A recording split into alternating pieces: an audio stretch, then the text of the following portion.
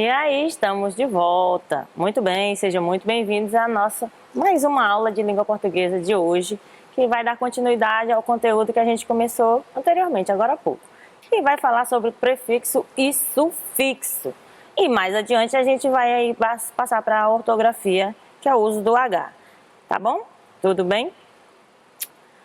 A habilidade inicial, a gente falando de prefixo e sufixo, é essa que a gente vai adquirir. Diferenciar palavras primitivas, derivadas e compostas e derivadas por adição de prefixo e de sufixo. Bem, prefixo e sufixo o que é? Prefixo e sufixo são morfemas que se juntam às palavras a fim de formar novas palavras. Ambos são, na verdade, afixos. O nome prefixo ou sufixo é dado dependendo do lugar que ocupam na palavra. Ou seja, se estiver antes do radical, a gente chama prefixo. Se estiver depois do radical, é sufixo, certo? Então, exemplos. Antipatia. O prefixo anti, acrescentado aí, ó, antes do radical, é o prefixo anti. Então, formou outra palavra. Antes, a palavra inicial era patia e aí formou antipatia. Retroceder. O prefixo retro foi acrescentado antes aí da palavra ceder, tá? No início, tá bom? Antes do radical.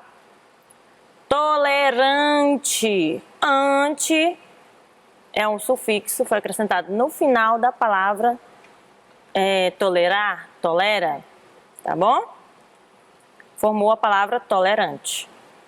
Realismo. Ismo é um sufixo que foi acrescentado aí ao final, sufixo, ao final da palavra primitiva real, tá?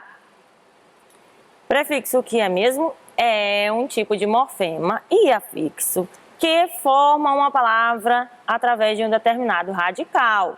O radical é aquela parte que não se modifica, aquela parte que permanece quando a gente deriva. Tem a palavra primitiva, a que vai dar origem a outras palavras, e aquela parte da palavra que não se modifica quando eu vou derivar ela, transformar, mudar, transformar e criar novas palavras a partir dela. Aquela parte que não modifica chama-se de radical.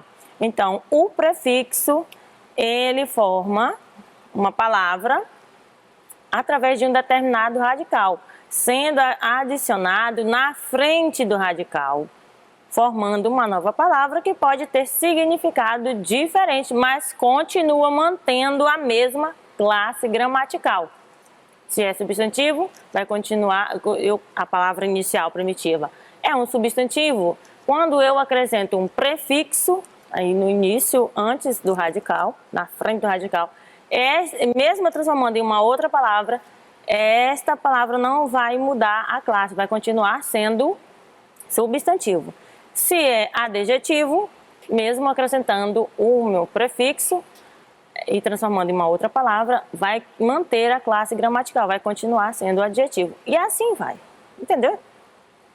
Exemplo de prefixo. Geralmente na língua portuguesa tem-se os prefixos, né, latinos e prefixos gregos. Então, aqui tem aí para vocês alguns prefixos latinos. Prefixo ab tem um significado de afastamento. Por exemplo, a palavra abdicar. Ambi, o prefixo ambi, tem um significado de duplicação. Ambidestro. Ante tem o significado de anterioridade, antepor. Bem, com M ou com N, que tem o significado de bem, né? Bendito, beneficente. Bi ou bis tem um significado de dois, tá? Biênio, bisneto. Contra, esse prefixo dá um significado de oposição, contradizer. In ou i tem o significado de negação. Ingrato, ilegal, né? É o contrário, né? Negando, né? Pós, posição, tem um sentido desculpa, pós é o significado, tem um significado de posição. Por exemplo, posterior, né? Posterior, né? Indica uma posição, depois, enfim. Semi tem o significado de metade. Semicírculo dá um sentido de metade do círculo, tá? Tri tem um significado de 3, como eu já dei exemplo para vocês, triângulo, tricampeão, 3 vezes campeão. E os prefixos gregos mais utilizados na língua portuguesa são ante, arce, cata, dis. Ante também tem um significado de oposição, por exemplo, antipatia. Arce, superioridade, é o significado que ele dá à palavra, arcebispo, é superior ao bispo. Cata, movimento para baixo, catalismo. Dis, traz o significado de dificuldade, por exemplo, dispneia. Em, prefixo em acrescentado, dá o significado de posição interior. Em, encéfalo, né?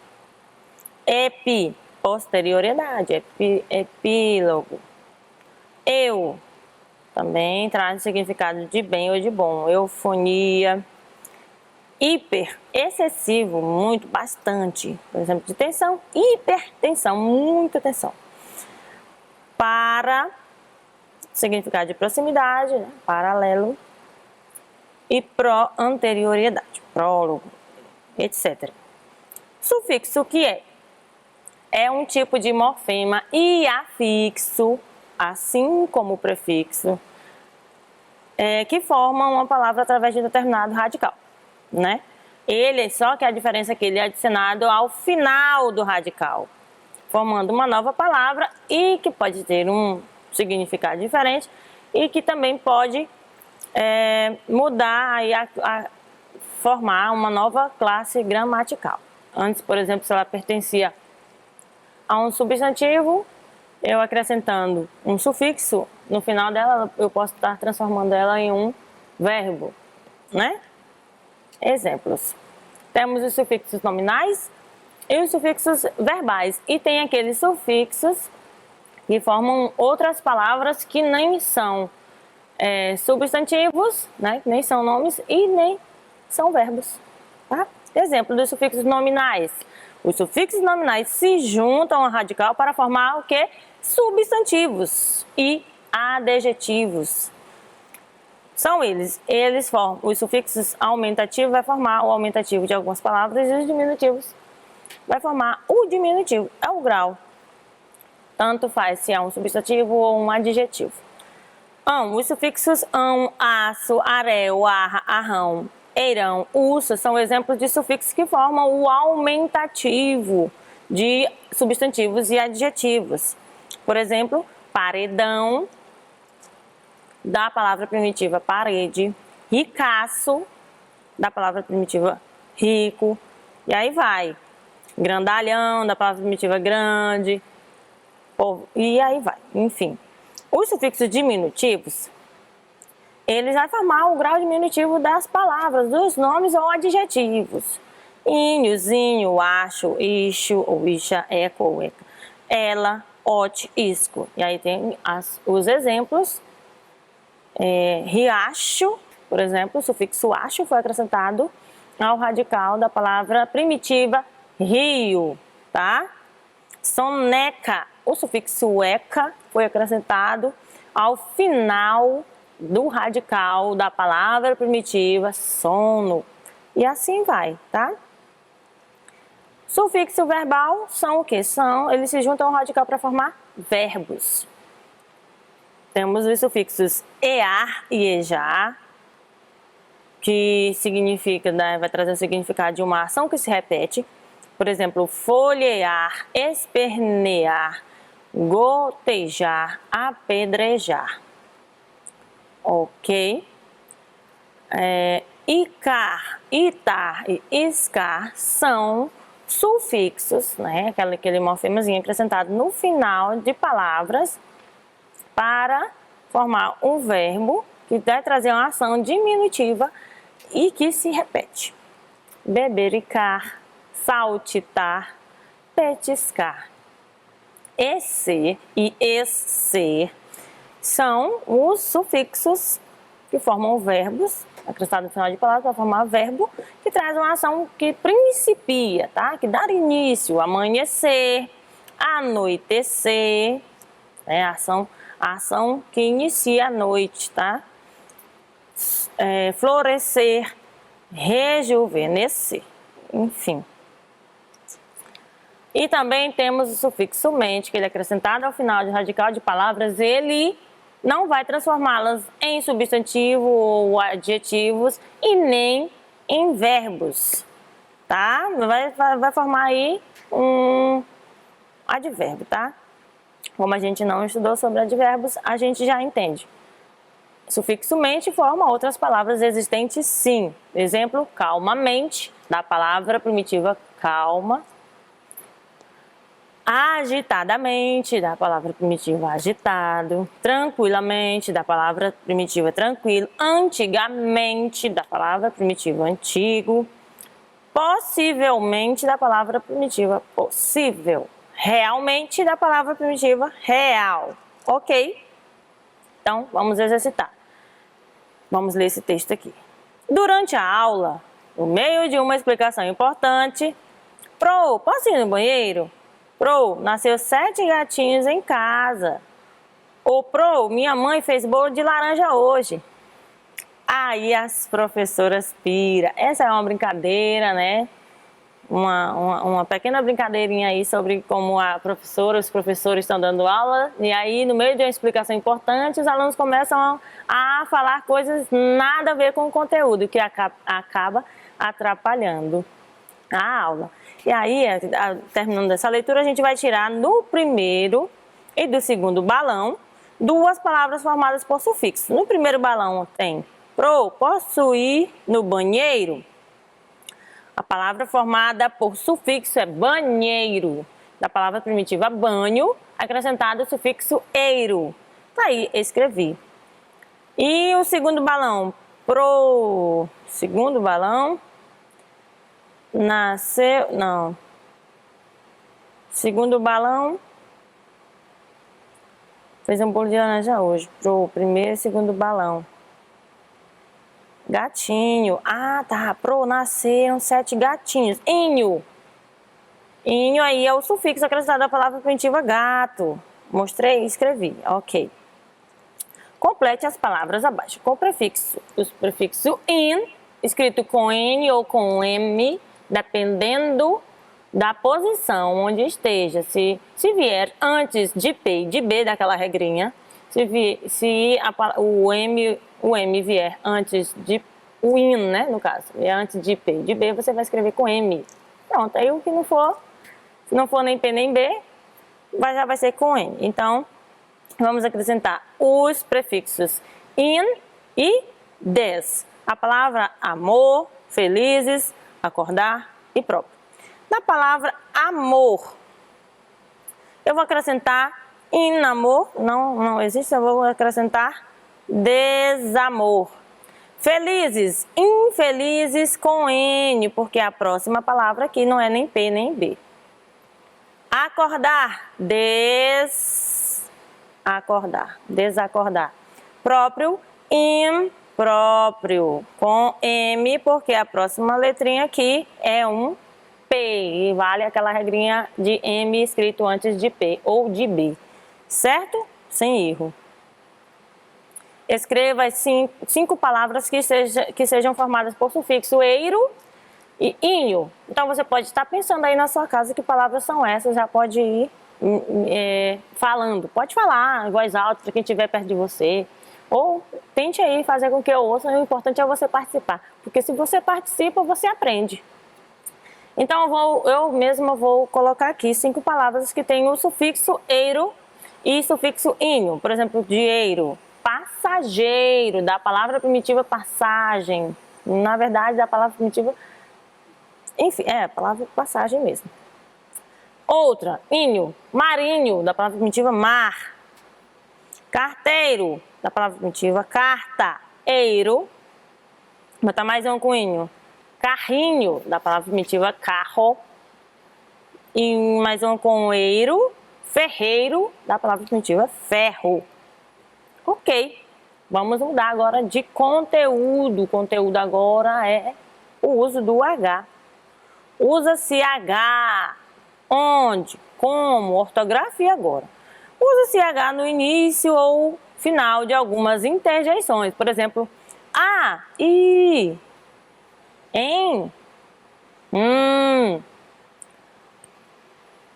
início ou final de algumas interjeições, tá? Esses são os exemplos das interjeições de vermelho destacado.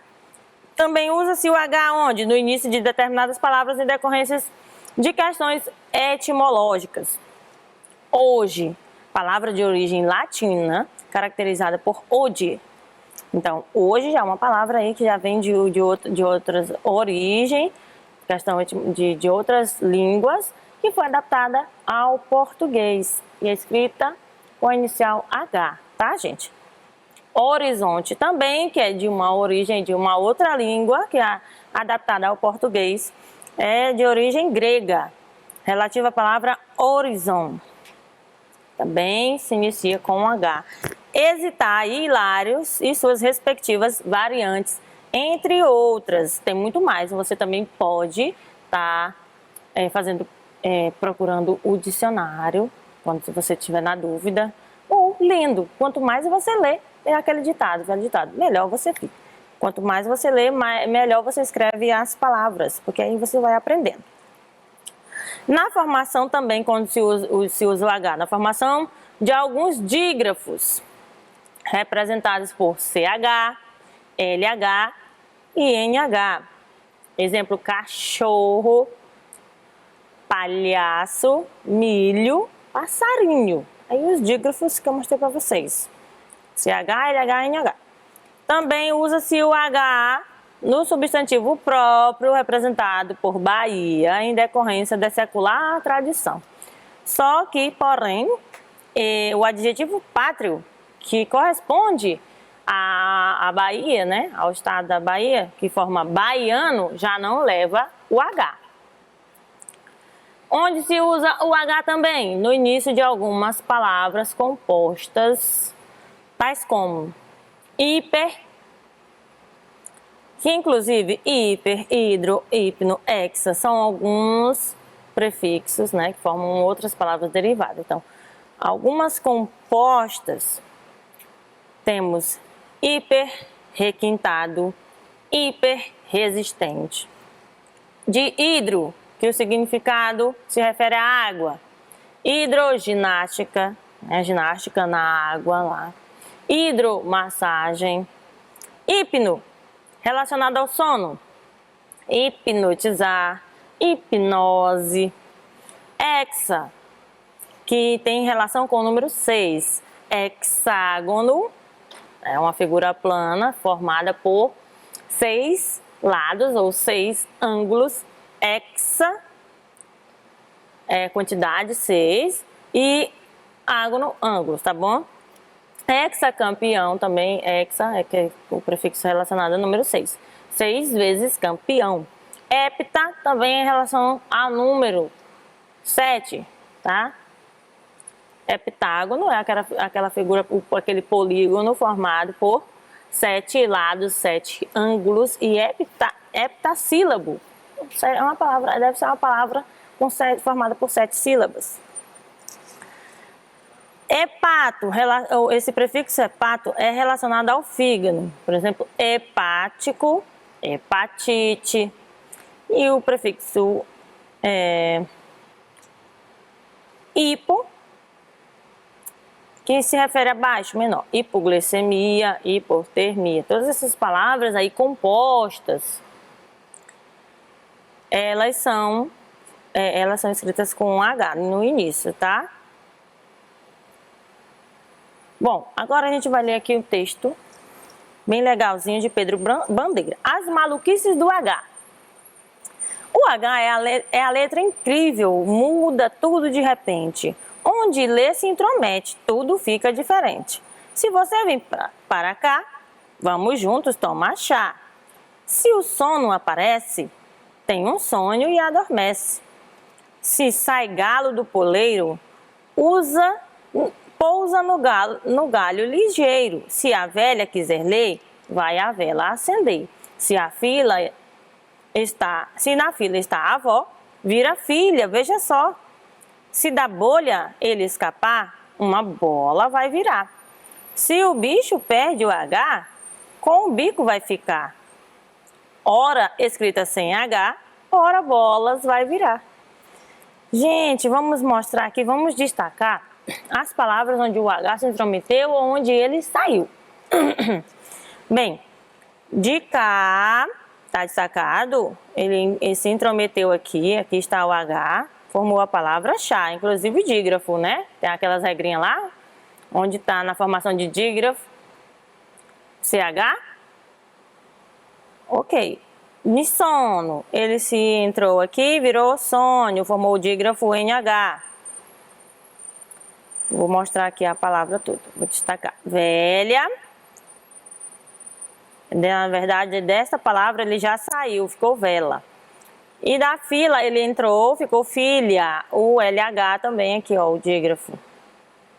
Bolha. Bicho. E hora. H inicial.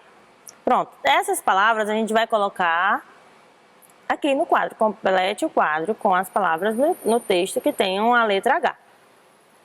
Tendo H, ok. Chá, sono, galho. Próximo, velha, filha, bolha, bicho, hora. Ok. Leia as palavras e marque X na coluna correta. O que é para fazer? Vamos lá. A palavra é horta. Tem um H inicial. Então, vou marcar um X bem aqui no H. Horta. E eu escrevo horta. Ok. Chocolate. CH. Show. Reescrevo corretamente. Chocolate. Chinelo também. CH, o dígrafo. Reescrevo chinelo. Rainha. NH, o dígrafo NH. E reescrevo ela. Cachorro. CH. Reescrevo, fica cachorro direitinho. Bolha. LH. Bolha. Folha também. Folha. E galinha. NH. Ok. Muito bem. Bom, gente, então pega aí o seu texto da fluência, que foi disponibilizado pelo seu professor ou pela sua professora. E hoje você vai fazer o quê? Como é quinta-feira, é o dia da leitura compartilhada. O que você vai fazer? Vai chamar, convidar alguém aí da sua casa para ler junto com você. Vocês dividem as suas partes, quem começa, quem continua, e assim você grava um áudio. Ao final desta leitura, você vai enviar o áudio para o seu professor ou para a sua professora que já está esperando. Vamos lá? Lembre-se, respeitar os sinais de pontuação, para que tenha a entonação adequada e você consiga, então, chegar à compreensão.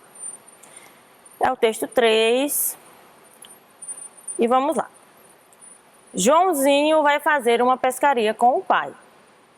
Pai, como é que os peixes respiram debaixo da água? Não sei, meu filho. Pouco depois. Pai, por que os barcos não afundam? Não sei, meu filho. Pouco depois. Pai, por que o céu é azul? Isso eu também não sei, meu filho. Pai, você não se incomoda de eu ficar fazendo essas perguntas, não é? Claro que não, meu filho. Se você não perguntar, nunca vai aprender nada. Esse texto é de Donaldo, tá? Donaldo Woods. Enfim, gente, como diz essa fluência, a própria fluência também traz até um bom ensinamento pra gente. Se você não pergunta, você não vai aprender nada. Então é até importante que os pais entrem em acordo aí com os filhos, tenha paciência quando seu filho fizer pergunta. E os professores também, que os alunos, a ideia é que eles façam pergunta. Então, quanto mais você indagar, você perguntar, mais você vai aprender. Então, desejo a vocês bons estudos, boa sorte, boas atividades, e a atividade para casa de vocês não vai ser comentada aqui hoje. O seu professor é quem vai comentar, quem vai lhe explicar como você vai realizar o para casa. Então, até a próxima aula. Tchau, tchau.